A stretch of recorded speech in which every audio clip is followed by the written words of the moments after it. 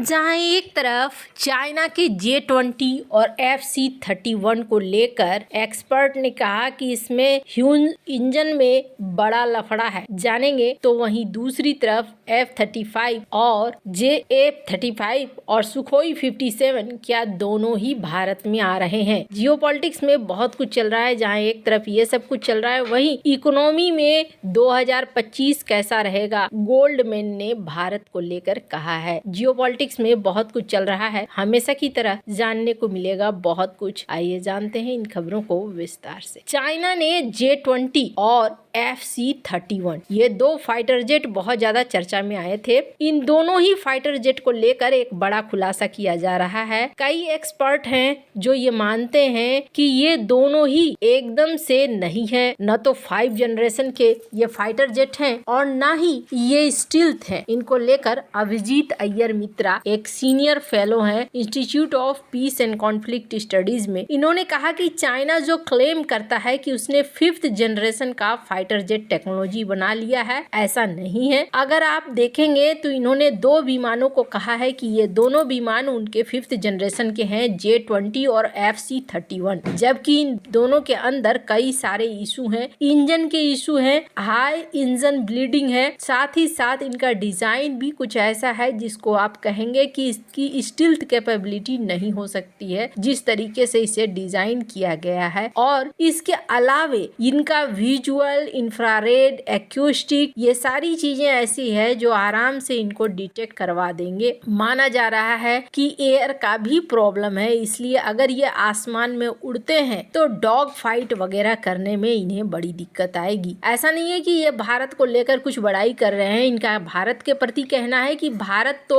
4 और 4.5 में ही अभी अटका हुआ है, अभी 4G में ये मास्टर भी नहीं बना हुआ है। पर इन्होंने चाइना को लेकर कहा कि चाइना का जो प्रपल्सन सिस्टम है, ये सारी चीजें अभी बहुत कच्ची हैं और ये 5 के अकॉर्डिंग नहीं है। भविष्य में जो टेक्नोलॉजी होगा, जो रूप होगा, वो बिल्कुल बदलता हुआ नजर आएगा। वहीं दूसरी तरफ स्क्रीन पर एक और आर्टिकल देख सकते हैं जिस पर ये कहा जा रहा है कि चाइना ने अभी अपना एक फाइटर जेट दिखलाया है, जिस फाइटर जेट को माना जा रहा है 6th जनरेशन का फाइटर जेट है, पर इसके साथ भी पंगे हैं। और ये 6th जनरेशन का फाइटर जेट नहीं है, बल्कि ये एक बॉम्बर है। Farmer US navy fighter pilot CW लिमोनी ने कहा है कि देखिए, हमने F-16 उड़ाया है, हमने F-18 उड़ाया है, और ये जो वीडियो लीक हुई है, जो वीडियो दिख रही है, उस वीडियो में हम लोग इस चीज को समझ सकते हैं कि जो स्ट्रक्चर बनाया गया है, ये स्ट्रक्चर कहीं से भी डॉग फाइट करने के लिए नहीं है। न तो ये सुखोई 57 है और न ही ये F-35 है। इसके पास न टेल है न पंख है, तो ये एक ऐसा स्ट्रक्चर है जो बॉम्बर ज्यादा लग रहा है। और कहा जा रहा है कि जिस तरीके से हथियारों को ले जाने के लिए इन्होंने पॉइंट्स दिए हुए हैं, ये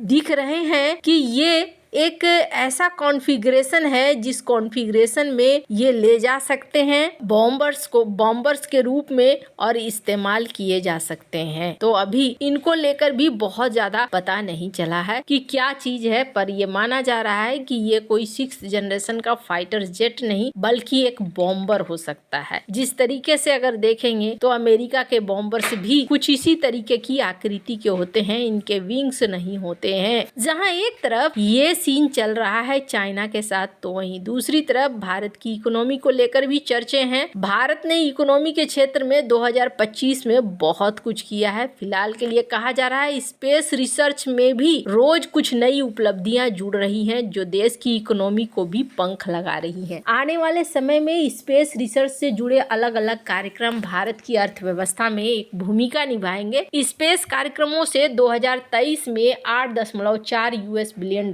का कारोबार हुआ, तो 2033 तक ये कारोबार $44 बिलियन तक पहुंचने का अनुमान है। 7 जनवरी को इसरो का स्पेस डॉकिंग एक्सपेरिमेंट देश के अंतरिक्ष विज्ञान में मील का पत्थर साबित होगा। इसके बाद भारत अंतरिक्ष डॉकिंग टेक्नोलॉजी में अमेरिका, रूस और चाइना की बराबरी कर लेगा। केंद्रीय मंत्री डॉक्टर जितेंद्र सिंह ने मंगलवार को कहा कि स्पेडेक्स मिशन इसरो की एक महत्वपूर्ण परियोजना है। इसका उद्देश्य 2 छोटे उपग्रहों का उपयोग करके अंतरिक्ष यान के मिलन, डॉकिंग और अनडॉकिंग के लिए लिए टेक्नोलॉजी का विकास और प्रदर्शन करना है। ये क्षमताएं भविष्य के मिशनों के लिए महत्वपूर्ण हैं, जिनमें उपग्रह सर्विसिंग, अंतरिक्ष स्टेशन संचालन, अंतर्ग्रहीय अन्वेषण शामिल है। और ये चीजें बता रही है कि धीरे धीरे भारत अपने आप को काफी तेजी से बढ़ा रहा है। इस इकोनॉमी के क्षेत्र में भी भारत का अंतरिक्ष क्षेत्र एक महत्वपूर्ण विदेशी मुद्रा अर्जक के रूप में उभरा है। विदेशी उपग्रहों के प्रक्षेपण से अर्जित 220 मिलियन यूरो में से 187 मिलियन आय, जो कुल आय का 85% है, वो पिछले 8 सालों में उत्पन्न हुआ है। इसरो की सेवाओं से लाभान्वित होने वाले देशों में अमेरिका, फ्रांस, जापान, अन्य देश शामिल हैं। उन्होंने कृषि, रक्षा, जल संसाधन प्रबंधन, स्मार्ट शहरों, बुनियादी ढांचे के विकास में जोर दिया है। और ये देखने को मिल रहा है कि भारत की अर्थव्यवस्था में भी इसका जोड़ है। और भारत की अर्थव्यवस्था को लेकर 2025 में कैसा रहेगा, इसको लेकर गोल्डमैन ने रिसर्च की है, जिसमें कहा है कि देखिए, दुनिया भर की अर्थव्यवस्था भले यहाँ पर उथल पुथल में रहेगी, लेकिन भारत की अर्थव्यवस्था अछूती रहेगी। ऐसा माना जा रहा है कि भारत की जीडीपी लंबी अवधि में मजबूती से बढ़ती रहेगी, लेकिन सरकारी खर्च और ऋण वृद्धि धीमी होने के कारण अगले साल इसमें तेजी आएगी। गोल्डमैन के मुख्य भारतीय अर्थशास्त्री शांतनु सेनगुप्ता ने अपनी टीम की रिपोर्ट में लिखा कि भारत के लिए संरचनात्मक दीर्घकालिक विकास की कहानी अनुकूल जनसांख्यिकी और स्थिर शासन के कारण बरकरार है। हमारे अर्थशास्त्रियों को उम्मीद है कि 2025 और 2030 के बीच भारत की अर्थव्यवस्था औसतन 6.5% की दर से बढ़ेगी और 2025 के लिए उसका पूर्वानुमान 6.3% माना गया है। कहा जा रहा है कि विकास दर में गिरावट एक प्रमुख कारण है। सार्वजनिक पूंजीगत व्यय वृद्धि में गिरावट आ रही है। बजट अनुमान के अनुसार भारतीय केंद्र सरकार की पूंजीगत व्यय वृद्धि 2021 और 2024 के बीच 30% साल दर साल सीजीआर से घटकर 2025 में नाम मात्र के संदर्भ में मध्य एकल अंक की वृद्धि पे आ गई है। मतलब कुल मिलाकर आगे का भविष्य इनका सुरक्षित है। यहाँ पर अगर इमर्जिंग मार्केट के इंडेक्स को देखेंगे तो भारत ने अपनी पोजीशन यहाँ पर 2 नंबर पर बनाकर रखी है। हालांकि एक समय ऐसा भी आया था सितंबर महीने में, जब भारत ने क्रॉस कर दिया था चाइना को और चाइना के अंदर एक खलबली मचा दी थी। फिर चाइना ने भी कई सारे बदलाव किए, जिस तरीके से उन्होंने अपनी अर्थव्यवस्था में बड़ा पैकेज डाला, उस पैकेज के बाद लग रहा है जैसे कि चीजें अब अच्छे लेवल पर जा रही हैं। नवंबर में यहाँ पर देखने को मिला है कि भारत ने